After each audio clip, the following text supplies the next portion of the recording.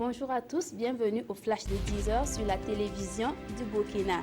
À Fada, l'Union pour la Renaissance Parti Sankariste Uni PS réfléchit sur l'engagement de ses cadres pour le rayonnement du parti. Pour sa toute première conférence nationale, le parti de l'E veut expliquer à ses militants leur rôle dans l'enracinement des valeurs du parti. Les militants ont également échangé sur la vision de leur parti dans le contexte actuel.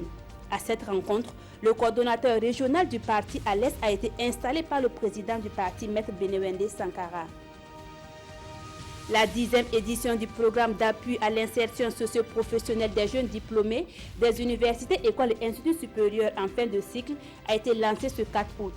Un programme qui vise à faciliter l'intégration des jeunes diplômés dans la vie socio-professionnelle à travers des stages et des formations en technique de recherche d'emploi.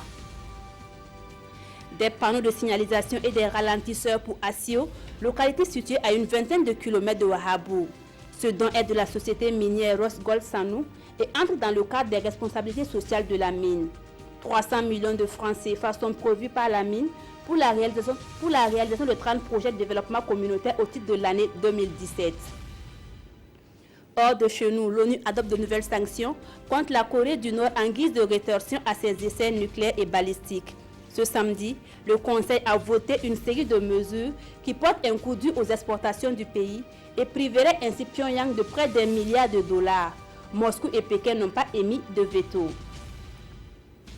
Hassan Rouhani compte saisir la main tendue par Bruxelles.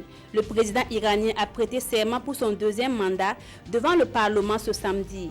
La cérémonie s'est tenue en présence de Federica Mogherini, chef de la diplomatie européenne qui veut se rapprocher de Téhéran, contrairement à Washington qui opte pour une stratégie d'isolement. Une stratégie d'ouverture alors que les sanctions américaines adoptées il y a quelques jours viennent freiner les investissements étrangers pour relancer l'économie iranienne. Voilà pour ce flash, merci de l'avoir suivi. L'information revient à 13h avec Draman Dadian.